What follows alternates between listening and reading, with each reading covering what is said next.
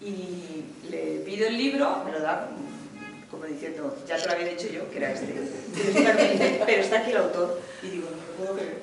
Y entonces le saludé y le comenté que yo daba clases en Alcobendas de literatura y quedamos, bueno, la cosa quedó así como que nos conocimos en un momento. Y entonces después le escribí y le pedí que viniera a mi clase a hablar de un poco la esclavitud, que era un tema totalmente, y creo que es un tema prácticamente desconocido, porque es una cosa que no sé, él nos contará incluso los motivos. Vino a clase, habló a los alumnos, la gente se quedó en shock, sobre todo con un par de datos que José Miguel comentó, y que a lo mejor comenta hoy, uno era de nuestro querido Carlos III, y a la gente le causó un impacto porque el motivo era que había una premio Nobel de Literatura, Toni Morrison, que toda su obra está basada en denunciar la esclavitud americana. Pero de repente en esa clase, en esa charla, descubrimos que nosotros a lo mejor teníamos que tener también un premio Nobel de Literatura dedicado a todo este episodio, ¿no? Entonces, bueno, a mí me parece una de estas casualidades maravillosas de la vida y quería organizar algún encuentro aquí en Colmenar con el libro, porque yo creo que se ha presentado en Colmenar y me dijo, la editorial no lo ha movido apenas. Y entonces, como, bueno, es tan amable, pues enseguida hablé con Asten y nos dieron el sitio y aquí está José Miguel. Así que muchas gracias y espero que también os quedéis como se quedaron en Alcobendas, completamente en shock, que todavía se acuerdan de él. Estaba hablando con ellos, estaban como, no daban crédito. Así que bueno, muchas gracias.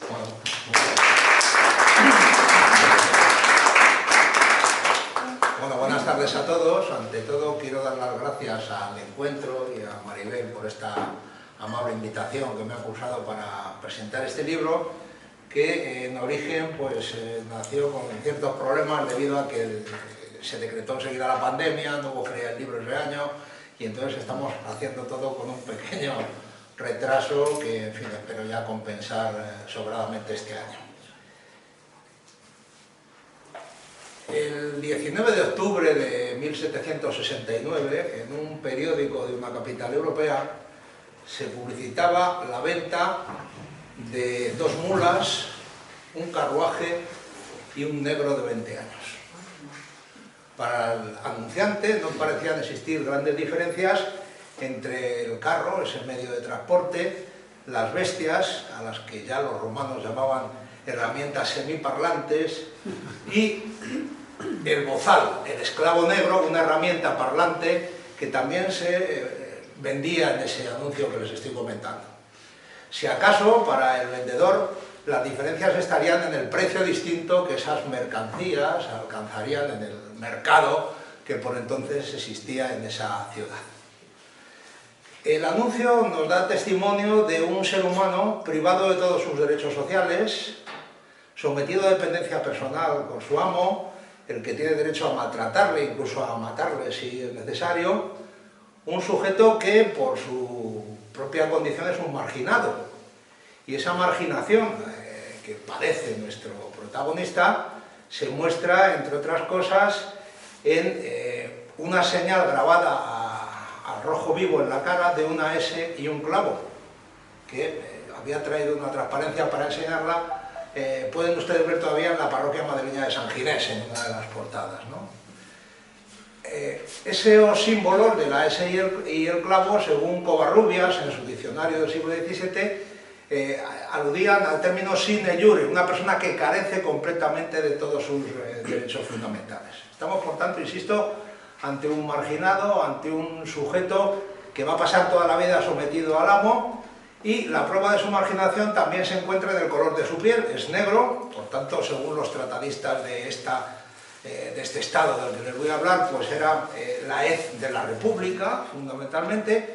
Es un sujeto cuyas marcas corporales debidas a castigos infamantes también delatan esa condición que les estoy comentando, y es un individuo, en definitiva, que también lleva en ocasiones puestos grilletes toda su vida, incluso les entierran con ellos al morir fundamentalmente. Bueno, el tema del que les voy a hablar, por desgracia, es de rabiosa actualidad.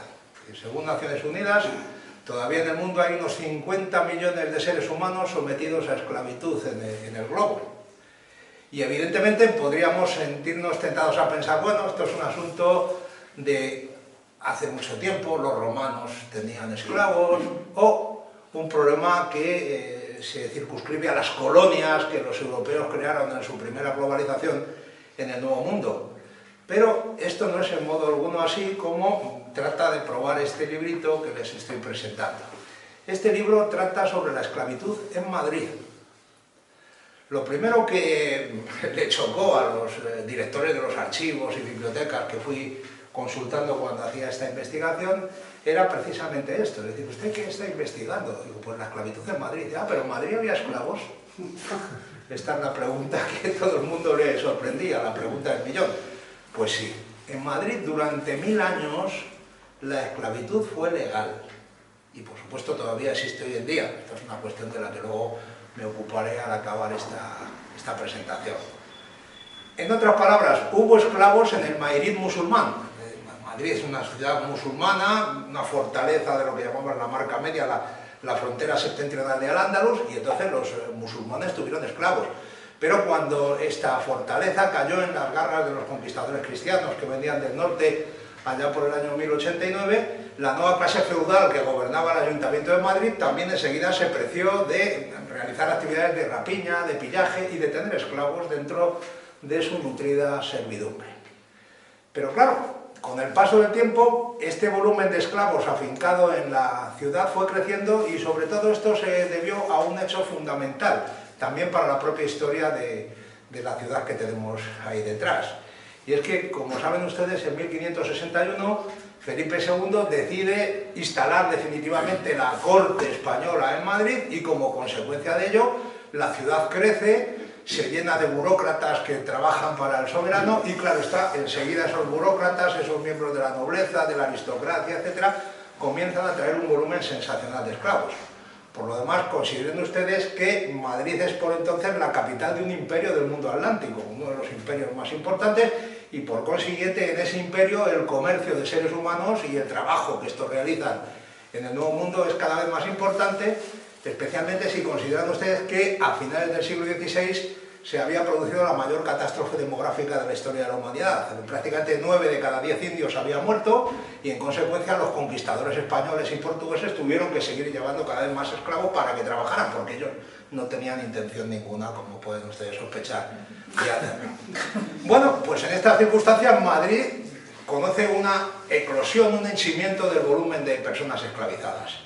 De ese henchimiento nos dan cuenta distintos testimonios. Por un lado, un viajero que viene de los Países Bajos le sorprende que se están vendiendo seres humanos en los pórticos del Alcázar. El Alcázar es la residencia real de la corona que estaba situada donde ahora está el Palacio Real, ¿no? El Palacio de Oriente que conocen ustedes.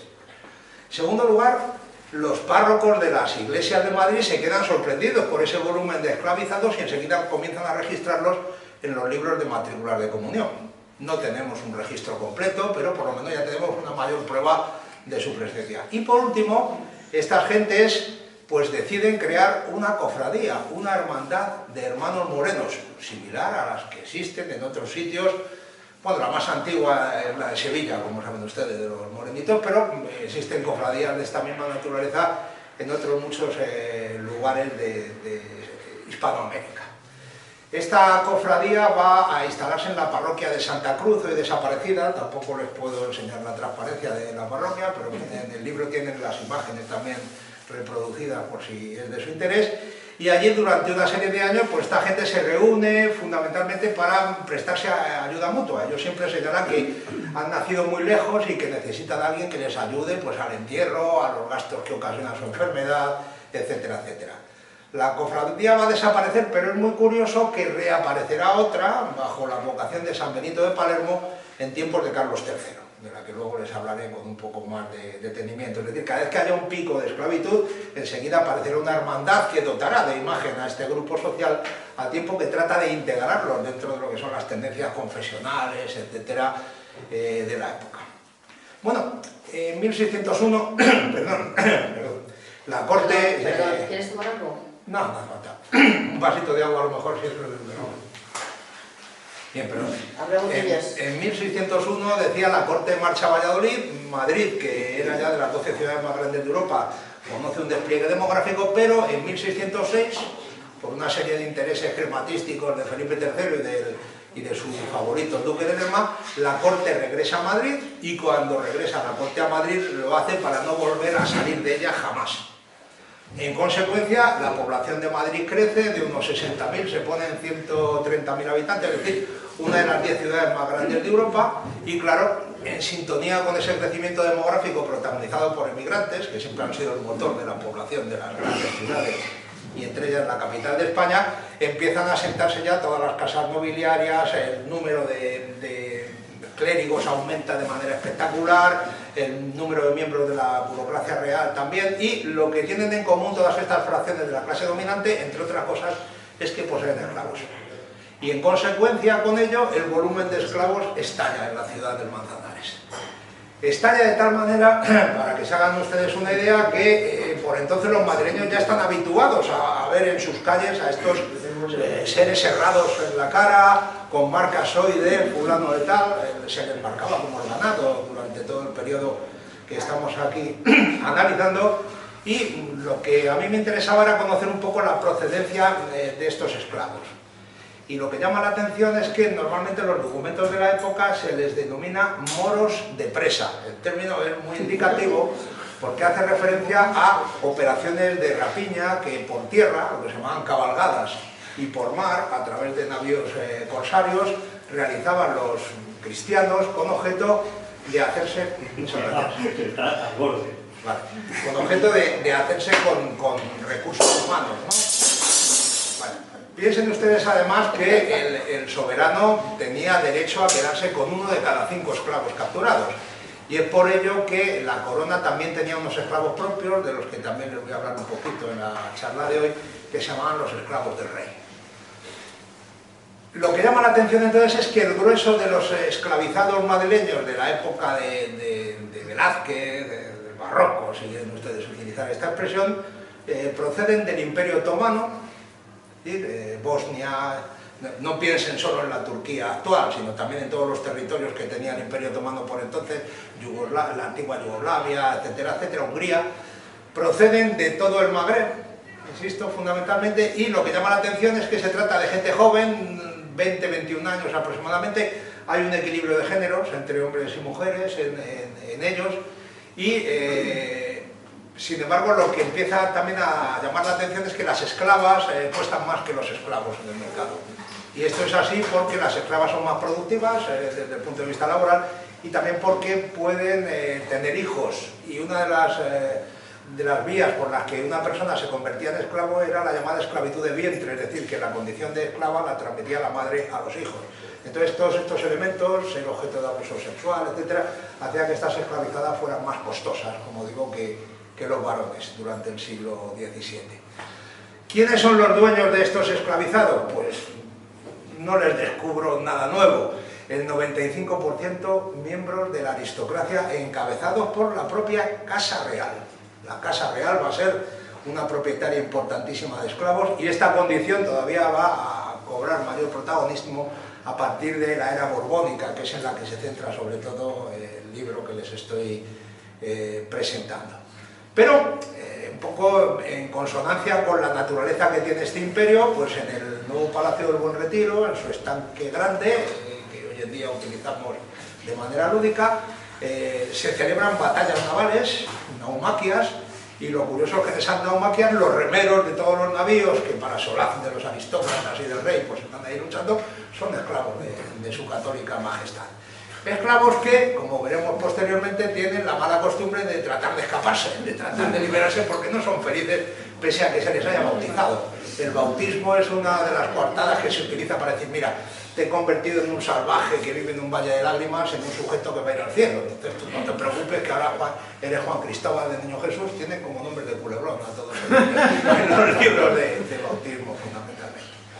Bueno, a partir de el siglo XVIII nos encontramos que con la introducción de la nueva dinastía borbónica, la esclavitud cobra ya de nuevo un apogeo espectacular en Madrid.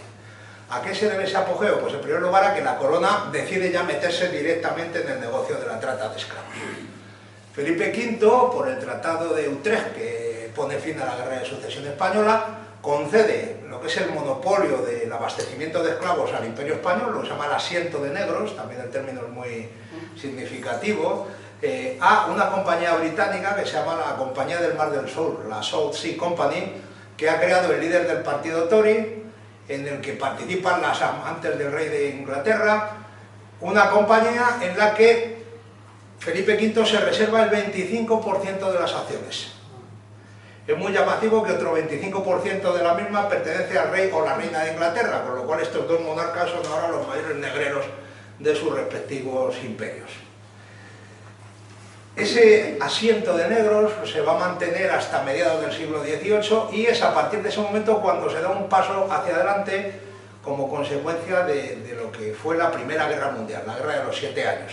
La Guerra de los 7 años implicó a todos los continentes existentes y lo interesante es que Carlos III, que a la sazón empezaba a ser rey de España, entró tarde en esa guerra y le dieron una paliza espectacular. Es decir, los ingleses ocuparon las principales plazas de comercio españolas, La Habana, Manila fundamentalmente, y entonces lo que hace Carlos III y sus equipos de gobierno es tratar de dar un nuevo giro al programa esclavista con objeto de que las colonias se paguen sus defensas. Es decir, el plan es que ahora toda la plata que venía de América venga a España limpia y que ellos se paguen un poco sus costes defensivos, y para ello decide impulsar un programa de plantaciones esclavistas al estilo del que tenían ya franceses e ingleses y también los portugueses en el Nuevo Mundo. De manera paralela a este empujón empieza cada vez a ser más frecuente el que los esclavos sean transportados por compañías españolas, por ejemplo la Compañía Gaditana de Negros, que tiene su sede en la Tacita de Plata, la principal plaza comercial del Atlántico. Son transportados en navíos de pabellón español, cada vez con más frecuencia, de manera entonces que podemos decir que España entra muy tarde en el negocio, pero con todas sus consecuencias. Y Carlos III, para probar un poco las bondades de este programa esclavista, en el Palacio Nuevo que tiene ahora en Madrid, que es el Palacio Real, crea una dependencia especial que se llama la Casa de los Negros. La Casa de los Negros es una institución que dependía de la Real Cámara, que estaba integrada por los esclavos favoritos que representaban a los esclavos del rey. ¿Qué importancia tenían estos esclavos del rey? Pues muy sencillo. Carlos III es en estos momentos el mayor propietario de esclavos del hemisferio occidental. Tiene 20.000 esclavos en sus barras. 18.500 en las Américas, pero 1.500 en la península ibérica.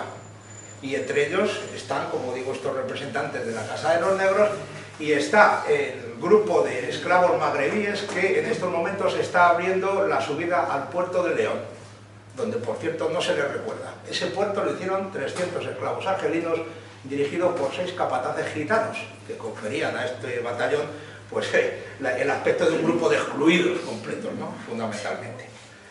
Entre los miembros de la Casa de los Negros me gustaría destacarles a dos personas muy interesantes. Lo que además nos viene a mostrar que los esclavos no solo hacen trabajos duros, sino que también son artistas, son intelectuales, etcétera, etcétera. El primero de ellos se llamaba Joseph Carlos de Borbón y era pintor de Cámara Real. Hoy en día el Museo del Prado tiene 10 cuadros de este pintor. Lo que pasa es que cuando uno va de visita pone Joseph Carlos de Borbón y dice, bueno, ¿este que era un Borbón negro? ¿Qué cosa más rara? No, es que normalmente los esclavos llevaban el nombre y los apellidos de su amo, y por eso son Carlos de Borbón, ¿no? El hermano de Joseph Carlos de Borbón se llama Antonio Carlos de Borbón y es arquitecto de obras reales. A él corresponde el diseño de un complejo fabril que se creó en el Buen Retiro, que es la fábrica de porcelanas. La fábrica de porcelanas del Retiro, que los madrileños le llamaban la China, porque por primera vez se hacía en España una porcelana parecida a la que hacían los Ming, ¿no? El siglo anterior en China. Como digo, el diseño de esa fábrica la hace Antonio Carlos de Borbón, y es una fábrica que sin embargo hoy en día no subsiste porque durante la Guerra de la Independencia las tropas de Wellington la cañonearon porque los franceses la habían convertido en un cuartel, ¿no? Fundamentalmente. De todas maneras se encontraba situada, para que se hagan una idea, donde hoy en día está la estatua del Ángel Caído. Ahí estaba la Real Fábrica de Porcelanas del Retiro. Estamos entonces ante dos magníficos ejemplos de esclavos que tuvieron un peso importantísimo. De hecho, Si Antonio Carlos de Borbón no hubiera caído en desgracia, ¿no? Esto es otro problema que también tocó en el libro, pues el Madrid de Sabatini, que era un general del cuerpo de ingenieros, los Borbones militarizaron el orden público, la arquitectura, fueron los grandes predecesores de su excelencia el general Franco, no sé si quieren utilizar esta expresión. Si no hubiera sido por esa caída en desgracia, el Madrid que hoy en día llamamos de Sabatini sería el Madrid de Antonio Carlos de Borbón, de un arquitecto negro que sin embargo murió en la más absoluta miseria y le enterraron en San Marcos, una iglesia que hay detrás de la Plaza de España, ¿no? Sí, también traía la transparencia, pero no se la puedo mostrar, no pasa nada.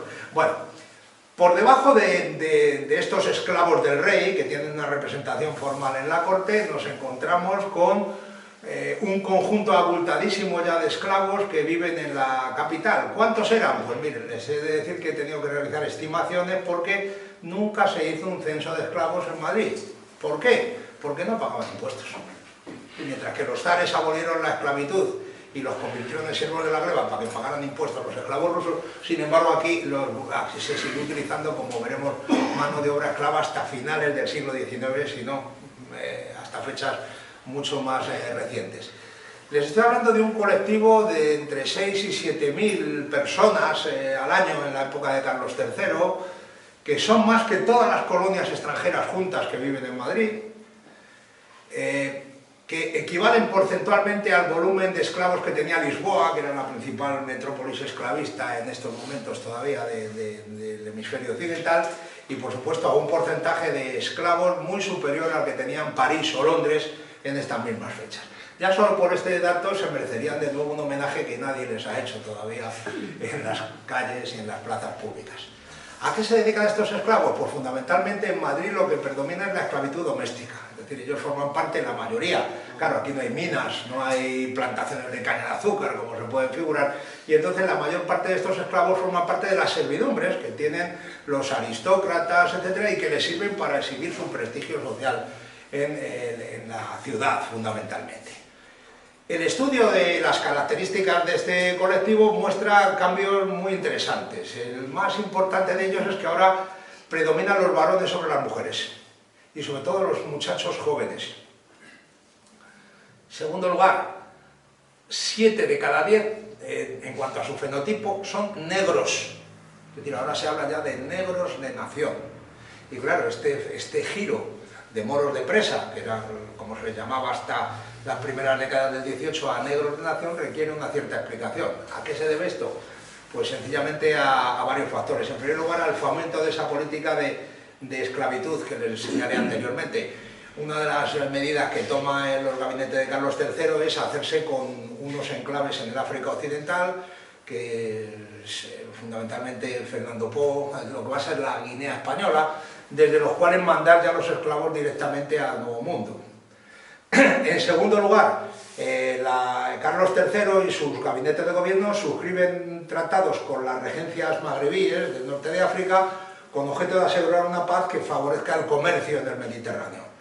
No olviden ustedes, esto tampoco lo suele conocer la gente, que Madrid llegó a abastecerse de carneros provenientes de Marruecos ya en este periodo, ¿no? Entonces, claro, para que ese comercio pudiera desarrollarse había que llegar a acuerdos de paz y decir, bueno, de ahora en adelante me comprometo a que yo no capturo súbditos tuyos ni tú los míos, y nos hacemos un intercambio de prisioneros y con esto podemos ir funcionando.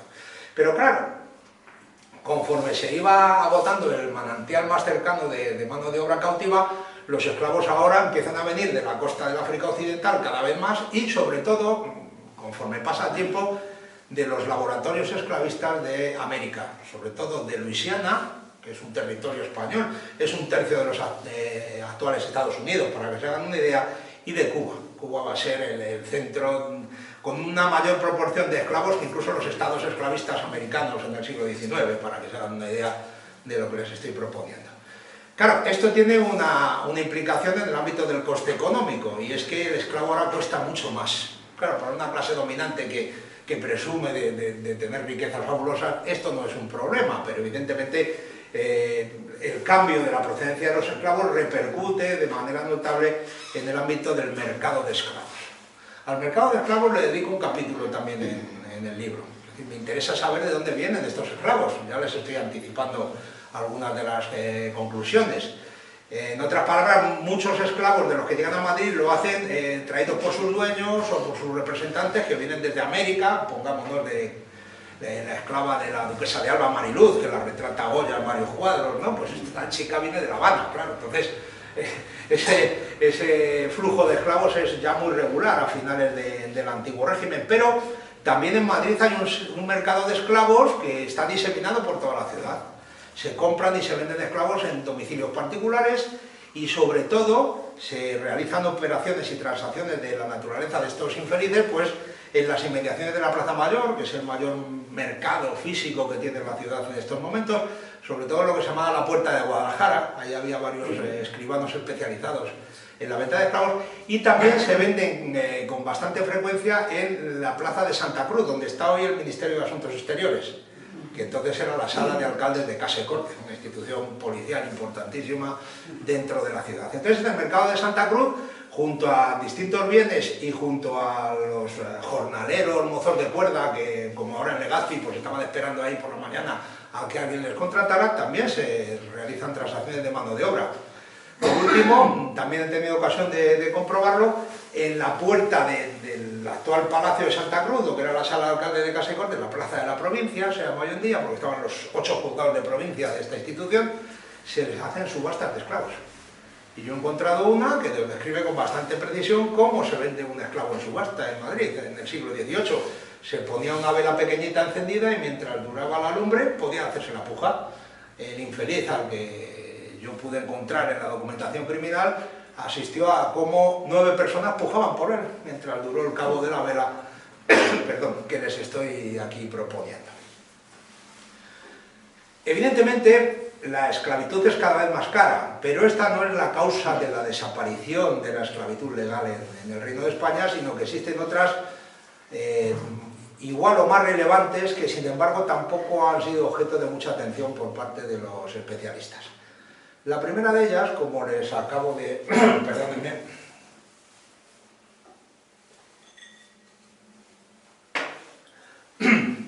La primera de ellas, como les acabo de señalar, son las resistencias protagonizadas por las víctimas. Los esclavos se enfrentaban a los amos, trataban de preservar sus pequeños espacios de libertad, que pudieran salir el domingo a misa, porque para algo estaban bautizados, etcétera, etcétera. Y entonces, a esta resistencia de los esclavizados, que le dedico el 4º capítulo del libro, se llama Rebeldes con causa. Es decir, porque ellos, y esto es muy interesante de cara al fin de la esclavitud en el Reino de España, de la esclavitud legal, ellos fueron procesados por las instituciones criminales a petición de los amos, porque no podían hacerse con ellos.